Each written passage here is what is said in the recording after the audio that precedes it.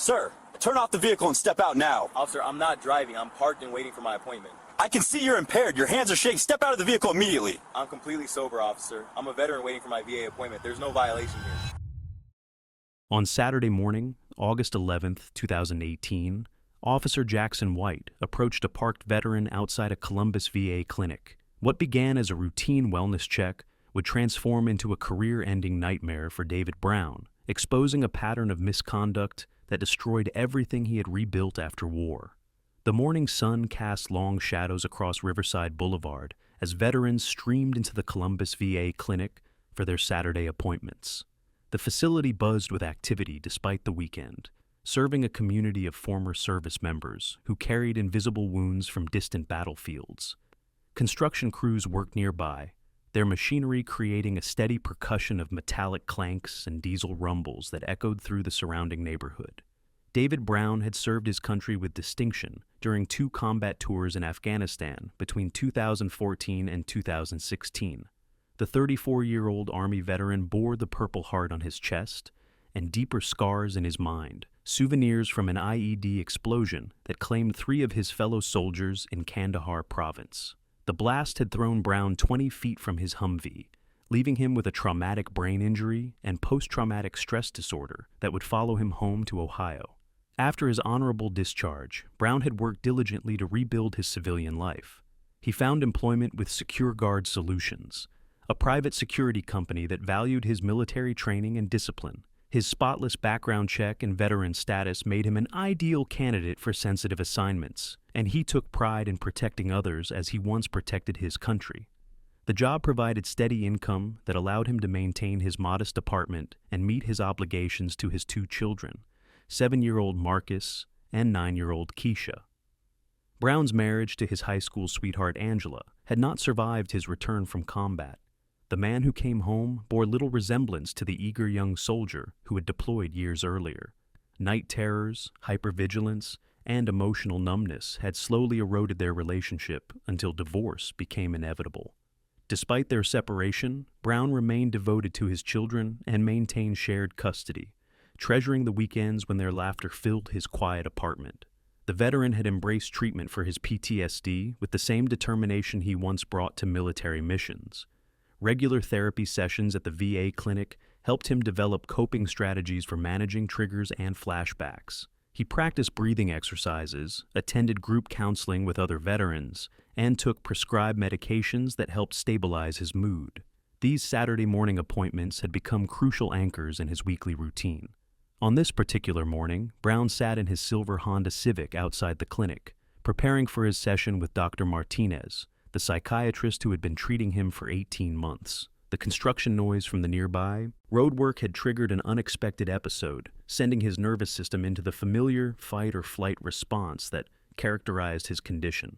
His hands trembled slightly as he gripped the steering wheel, employing the breathing techniques his therapist had taught him. Brown understood that his healing journey would be long and difficult, but he remained committed to becoming the father and man his children deserved. He had no way of knowing that within minutes, a single encounter would unravel everything he had worked so hard to build, transforming him from a respected veteran seeking help into another casualty of a system that failed to protect those who had once protected America. Officer Jackson White represented everything wrong with modern policing, wrapped in a badge and uniform. At 29 years old, the Columbus Police Department veteran had spent 8 years patrolling the streets with an aggressive style that his supervisors euphemistically described as proactive. White had grown up in the comfortable suburbs of Dublin, Ohio, where his exposure to diversity remained limited, and his understanding of urban communities came primarily from police academy training and television portrayals. White's educational background consisted of an associate degree in criminal justice from a local community college, where he had absorbed theories about law enforcement that emphasized control and compliance over community engagement. His academic performance had been unremarkable, but his enthusiasm for the authority that came with police work had impressed his instructors.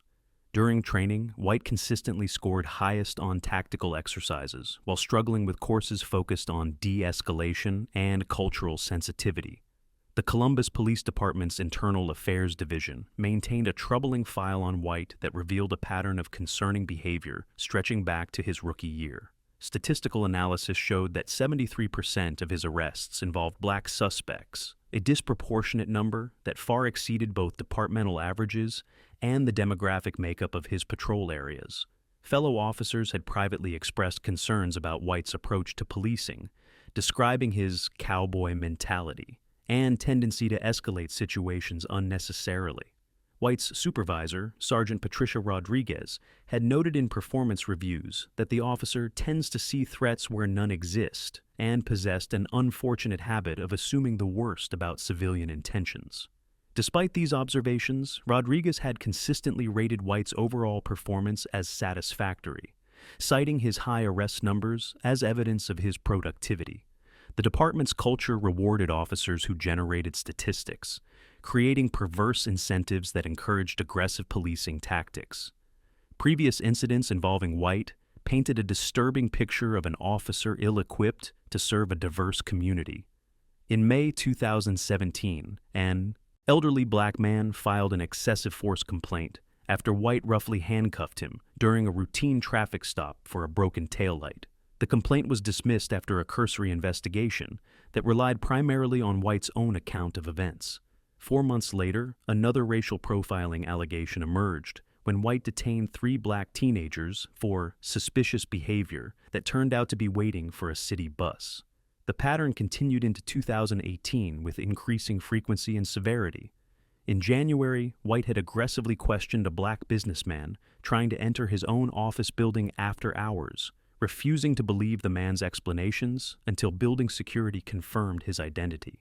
2 months later, White's use of force report raised questions when he tackled a mentally ill homeless veteran during what should have been a wellness check, interpreting the man's confusion as resistance.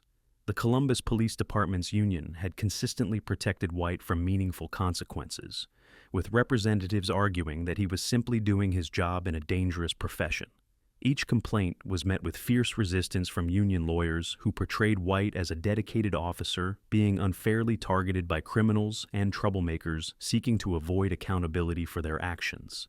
Department leadership had failed to address the mounting evidence of White's problematic behavior patterns. Mandatory training sessions on racial bias consisted of a single 4-hour annual seminar that officers often treated as a joke. Mental health crisis intervention training remained optional, and White had twice failed to complete the coursework, citing scheduling conflicts that supervisors routinely approved. The warning signs had been ignored for years, creating a perfect storm of negligence and institutional protection that would soon destroy an innocent veteran's life.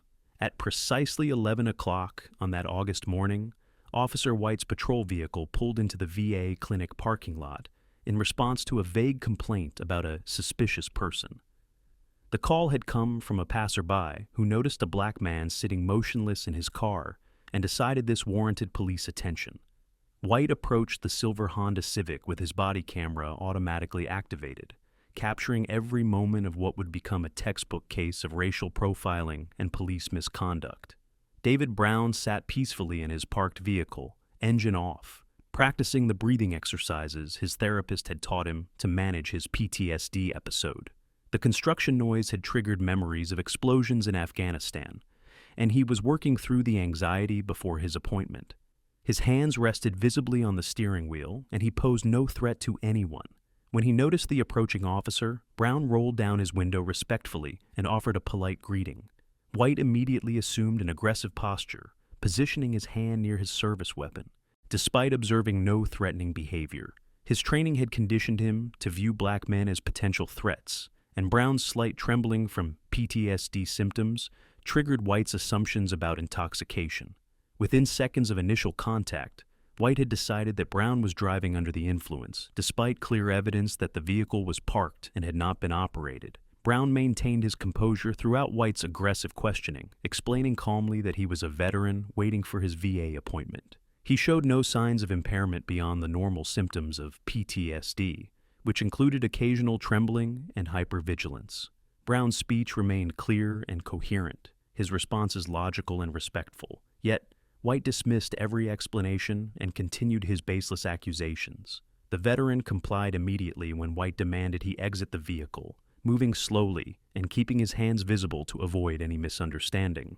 Brown's military training had taught him the importance of following orders and de-escalating confrontations, skills that should have impressed any reasonable police officer. Instead, White interpreted Brown's careful movements as evidence of guilt and his respectful demeanor as suspicious behavior. White demanded field sobriety tests, despite having no probable cause for suspecting impairment.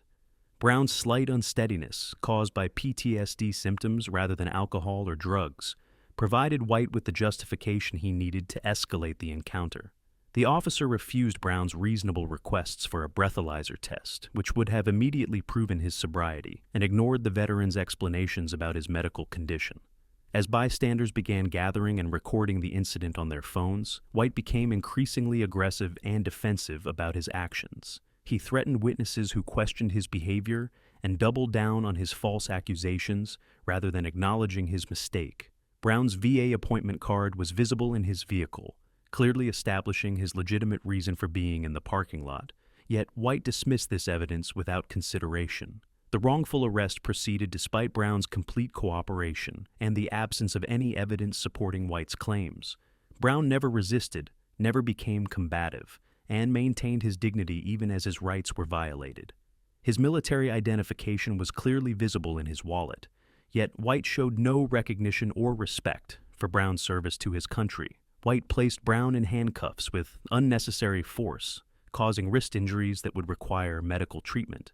Throughout the arrest, Brown continued to explain his situation calmly and offered multiple ways for White to verify his story. The officer ignored every suggestion, including Brown's request to speak with his therapist at the VA clinic, who could confirm his appointment and medical condition.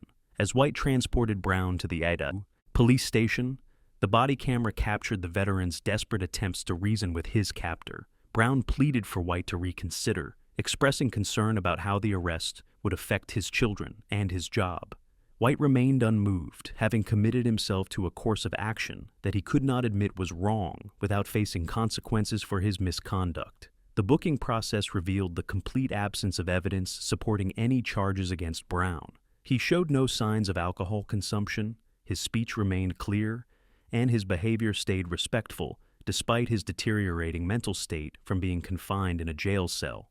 Brown's requests for medical attention for his PTSD were ignored, and his pleas for a blood test to prove his sobriety were initially denied. When the blood test was finally administered, it would show zero alcohol or illegal substances in Brown's system, confirming what should have been obvious from the beginning. However, the damage had already been done, setting in motion a cascade of consequences that would destroy everything Brown had worked to rebuild since returning from war. Within 24 hours of David Brown's arrest, the blood test results arrived at the Columbus Police Department, confirming what any reasonable observer could have determined at the scene.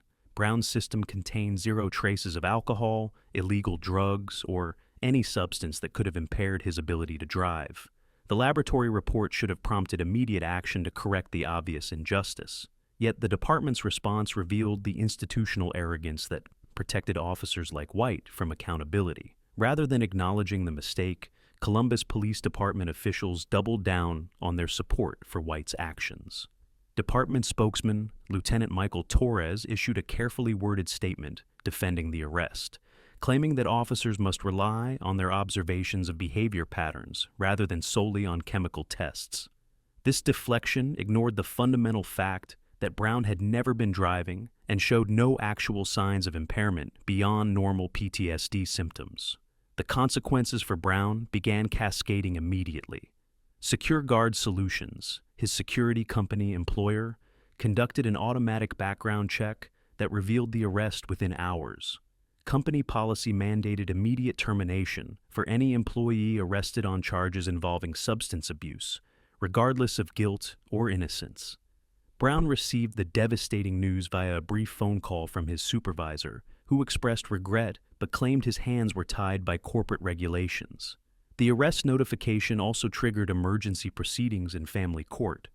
Brown's ex-wife Angela, already concerned about his mental health struggles, filed an immediate motion for full custody of their children. The court system, designed to prioritize child safety above all other considerations, viewed any arrest involving impairment as grounds for restricting parental access. Brown found himself fighting for his most precious relationships while still processing the trauma of his wrongful arrest. Officer White remained on active duty with full pay, while Internal Affairs opened what they termed a routine investigation into the incident. The police union immediately rallied to White's defense, with Representative Carol Morrison issuing a statement that praised his dedication to public safety. Morrison argued that White had followed proper procedures for dealing with a suspected impaired driver, conveniently ignoring the lack of evidence supporting that suspicion. The department's defensive posture extended to their handling of the body camera footage. Despite clear public records laws requiring transparency, officials delayed releasing the video by citing the ongoing investigation. This strategic obstruction prevented the media and civil rights organizations from immediately reviewing the evidence that would later prove Brown's innocence and White's misconduct. Local civil rights organizations began taking notice of the case as word spread through the veteran and African American communities.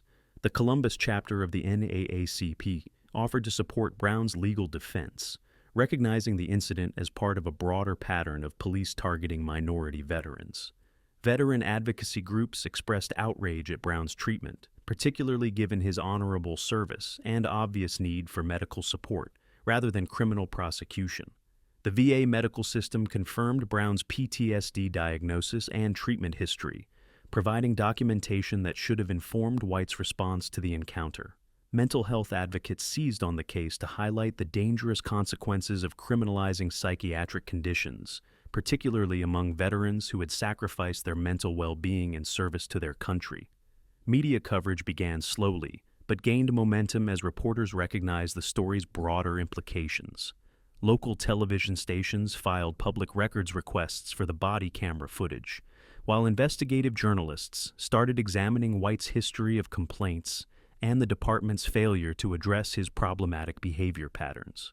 Social media campaigns emerged to support Brown and demand accountability from the Columbus Police Department. Brown's mental health deteriorated rapidly under the accumulated stress of unemployment, custody battles, and legal proceedings. The confined space of the jail cell had triggered severe PTSD episodes, and the shame of arrest complicated his ongoing treatment. 3 weeks after the incident, Brown made his first suicide attempt, a desperate act that finally prompted increased intervention from the VA medical team.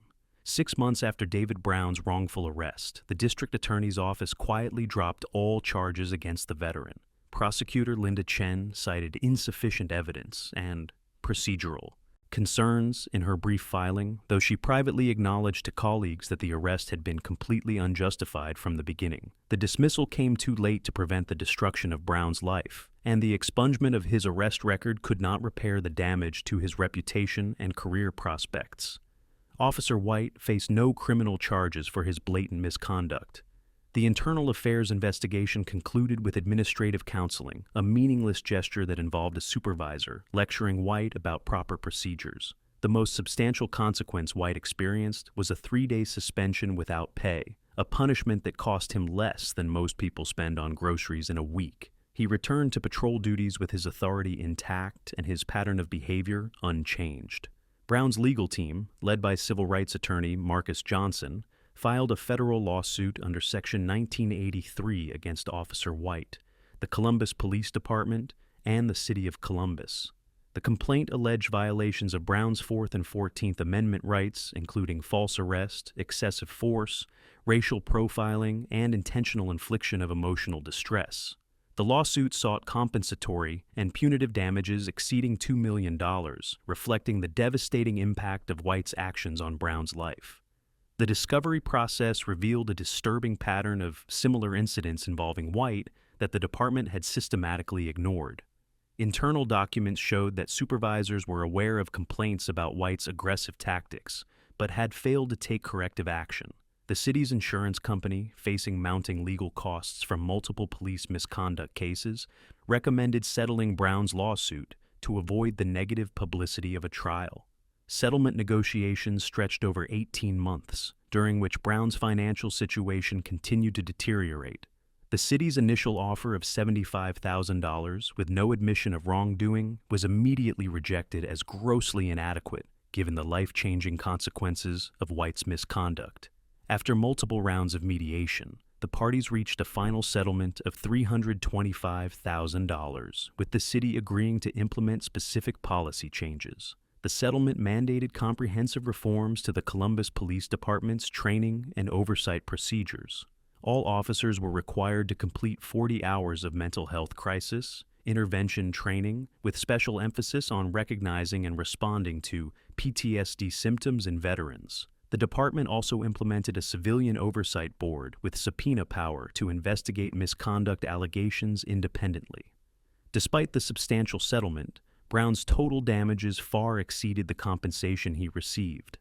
Legal fees consumed over $100,000 of the award, while medical expenses for his PTSD treatment had reached $45,000. His destroyed credit score and employment prospects meant that he would never recover the income and opportunities lost due to his wrongful arrest. Brown's career in the security industry ended permanently due to the arrest record, forcing him to accept lower-paying positions that could not support his previous lifestyle. The custody battle cost him his relationship with his children, who struggled to understand why their father had been taken away by police. The trauma of the arrest complicated his ongoing mental health treatment, requiring intensive therapy that the VA system was poorly equipped to provide. Officer White remained employed by the Columbus Police Department, though his career advancement was effectively ended by the negative attention surrounding Brown's case. Federal investigators opened a pattern and practice investigation into the department's handling of misconduct complaints, prompted by the extensive documentation of White's problematic behavior that emerged during Brown's lawsuit.